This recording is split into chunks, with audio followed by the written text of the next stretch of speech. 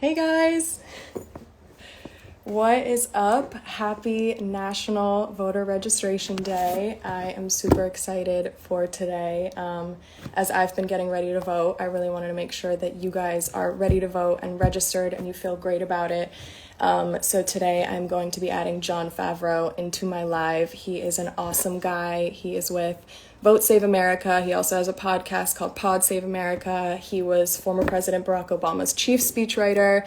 He's a really cool dude. I'm super excited to talk to him and ask him all the questions. Vote Save America and I have put together a list of questions that I have here that we are going to ask him. They are questions that I've had, and I hope that they are maybe questions that you guys have had. And he's just gonna update us on everything and give us all the information that we know. I'm super excited. If you guys haven't already, visit votesaveamerica.com. I'm actually gonna pin it in my comments right now. You guys should really check it out. This is my first time living, so bear with me. But votesaveamerica.com, I'm pinning it. Oh my God. There's so many comments. Okay, I think I pinned it.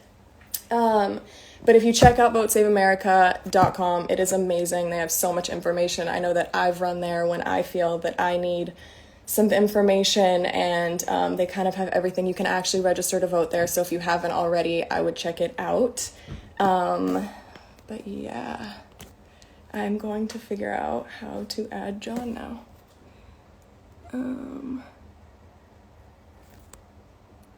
Let's see.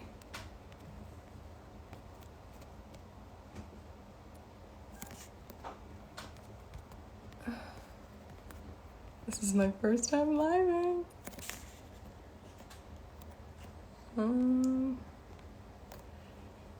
Vote Save America, where are you?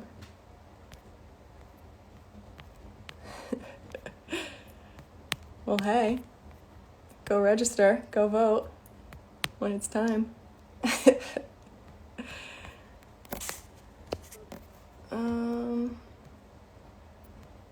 I don't see you guys.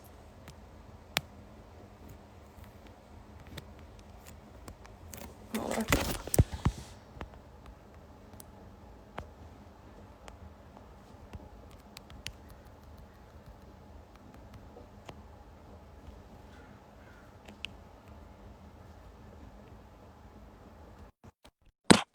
Trying to find it. Bear with us, guys. We're waiting on John and Vote Save America.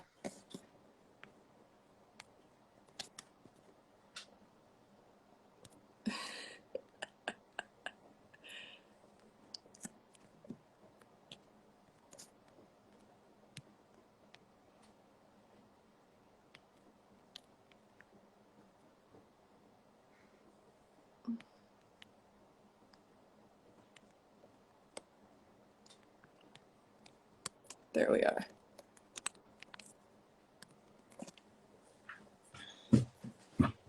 I requested them, so we'll see when they come through. There we go. Oh my goodness, my first time. Knew we'd figure it out. I knew we'd get it. How are you? I'm good. How are you? I'm pretty good. Thanks for doing this. Yeah, thanks for joining us. I'm so excited to talk to you. This is such an honor. I'm happy to be here. Happy to do this. All right, so we have some questions for you, but before we get started, can you tell everyone more about your background and just Vote Save America and stuff like that? Sure. So I met Barack Obama when I was 23, started working as his head speechwriter when he was a senator. I stuck with him through both presidential campaigns and the White House.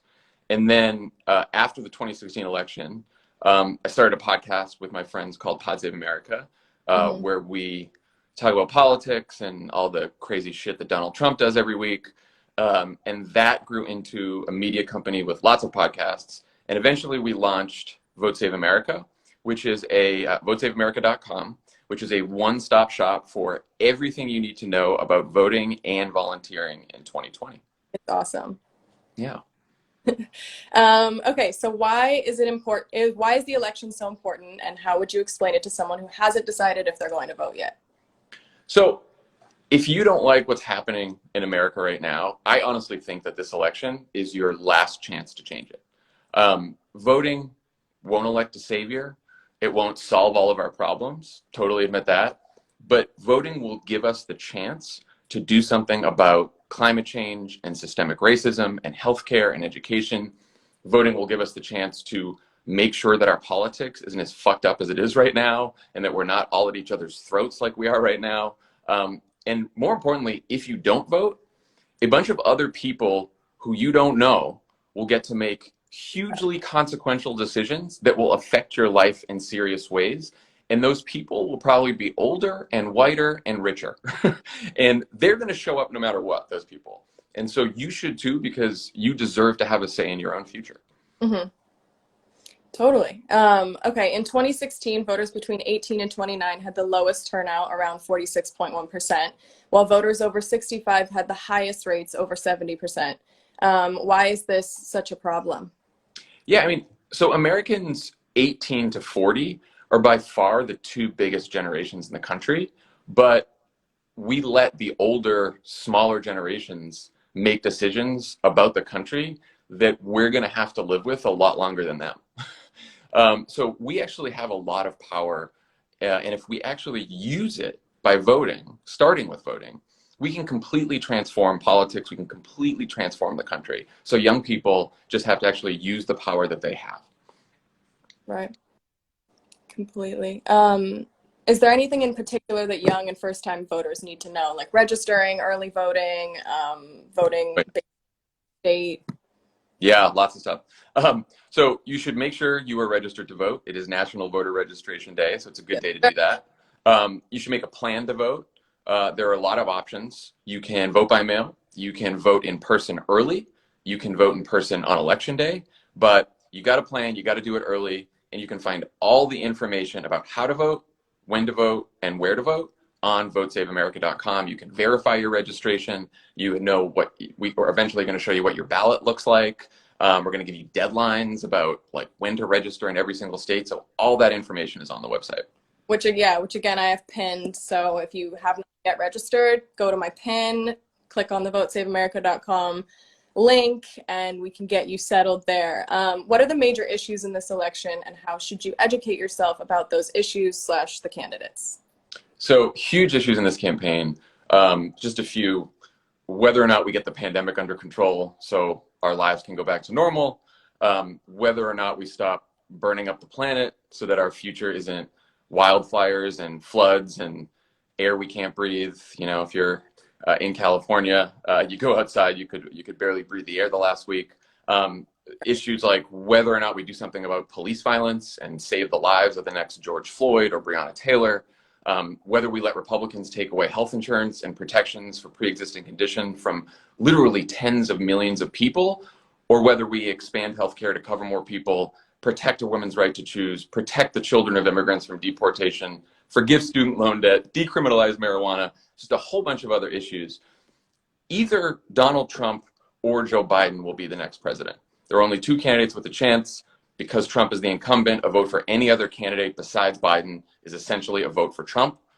And there have never been two candidates who've had such different positions on just about every single issue than Trump or Biden. And if you want to compare their positions on every major issue, we have a pretty easy to understand side by side on votesaveamerica.com. Yeah, you were talking to me about that yesterday. It's actually really interesting. It's pretty handy. Can you explain voter suppression and how it works? Yeah, so voter suppression is when politicians make it harder for you to vote because they are scared of what happen if you do. They're scared of what will happen if you vote. And so in a lot of states, Republican politicians have passed laws to purge people from the list of registered voters, shut down voting locations, throw away ballots if your signature on the ballot doesn't perfectly match your ID. It's horrible. But the purpose of voter suppression is to make you think it's not worth voting, so you'll stay home. Mm-hmm. Voter suppression can't work if you double check your registration, make a plan to vote, get all the info you need on Vote Save America. It can't work if you decide that you are determined to vote. Right. That's how you beat voter suppression. Show up. So vote. Do it. How does the Electoral College work? Is your vote more important in some places? So the presidential election isn't a national popular vote. It's 50 individual state contests where the winner of each contest gets a certain number of electoral votes, and that gets determined by a state's population. You hit 270 electoral votes, you win the presidency. And because there's a group of states that usually go Democrat and a group of states that usually go Republican, that makes the remaining group of swing states extra important to the outcome of the presidential race. This year, the closest states are Pennsylvania, Wisconsin, Michigan, Florida, Arizona, and North Carolina. But people should know that voting isn't just about the presidency. Like, no matter where you live, you'll be able to vote for your members of Congress, maybe your governor, your state legislators, your local district attorney, a whole bunch of other offices that have a huge impact on people's lives. So your vote is important no matter where you live. Perfect. What else should we be paying attention to aside from the presidential race? Why do we need to win the Senate? Why is it important? I feel like you kind of Yeah. I mean, the U.S. Senate is up for grabs this election. So, Republicans control it now. Democrats could easily flip the Senate. If Joe Biden wins, the only way he'll be able to get anything done, pass legislation, nominate Supreme Court justices, is with a Democratic Senate. If Trump wins, the only things that will be able to stop him from doing anything he wants are a Democratic Senate and a Democratic House. So voting for your senator and your House member are incredibly important. I also want to say, like, there's a lot of local offices that are important. We've talked a lot this year about criminal justice and police brutality and racism, and a lot of these decisions about who to charge with crimes, what police officers can do, they get made on a local level with district attorneys and sheriff's offices, and all of those races are on the ballot too. So don't sleep on local elections. They're super important. Yeah. If I'm already voting, is there anything else I can do to affect the outcome of the election, like volunteering or? Yeah, there's a lot. You can register voters. You can make phone calls, send texts, persuade all your family and friends and colleagues to vote. If you are young and healthy, you can volunteer to work at the polls on election day. Usually older people work at the polls, but that's very dangerous for them to do this year because of the pandemic. And so if we don't get enough volunteers to work at the polls, polling locations will close and people will have fewer opportunities to vote. So sign up to be a poll worker. You can do that on Vote Save America as well. We also have an Adopt a State program where you can sign up for volunteer opportunities in one of the 6 battleground states.